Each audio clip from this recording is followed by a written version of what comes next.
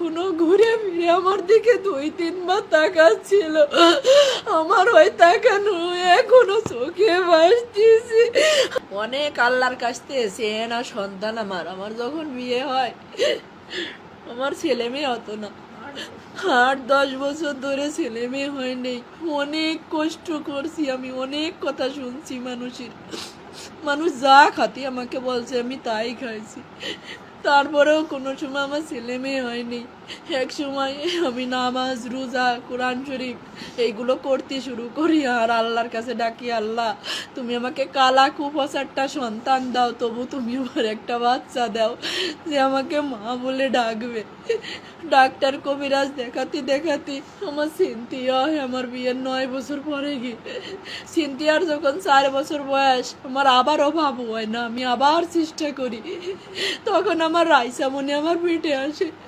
হ্যাঁ, তখন থেকে আমাদের জীবনটা বদলে যায়। আমাদের জীবনটা এত সুখের ছিল না, অনেক কষ্টের ছিল আমার জীবনটা আর আমার স্বামীর জীবনটা। একে তো সন্তান হারা, আমাদের টাকা পয়সার সমস্যা, সব কিছুর সমস্যা ছিল। যখন আমার রাইসা আমার গর্ভে আসে আমার জীবনটাই বদলে যায়।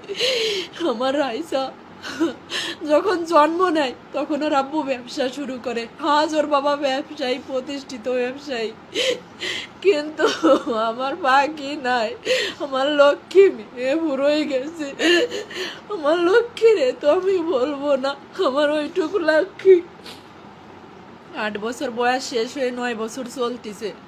9 পারা কোরআন শরীফ পড়েছে আমার রাইসামণি। রাইসামণির বয়স যখন 3 বছর, আর আমার সিনথিয়া, আমার তখন ছেলে বাবুটা হয়নি। আমার বাবু তখন 4-5 মাসের পেটে।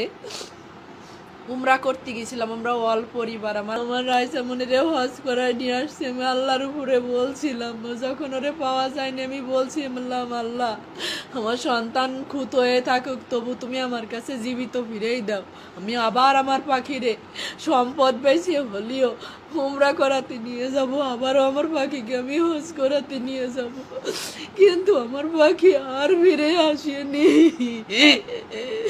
আর আমার পাখি যে চলে যাবে, ওই দিন আমি চেয়ার ধরে ডাইনিং টেবিলের কাছে দাঁড়াইছিলাম, আর আমার পাখি যখন যাচ্ছিল দরজা দিয়ে লিফটে ঢুকবে তখনও ঘুরে ফিরে আমার দিকে 2-3 বার তাকাচ্ছিল। আমার ওই তাকানো এখনো চোখে ভাসতেছে। আমার পাখি মরে গেছে। আমার এত লক্ষ্মী মেয়ে আমার রাইসা ছিল।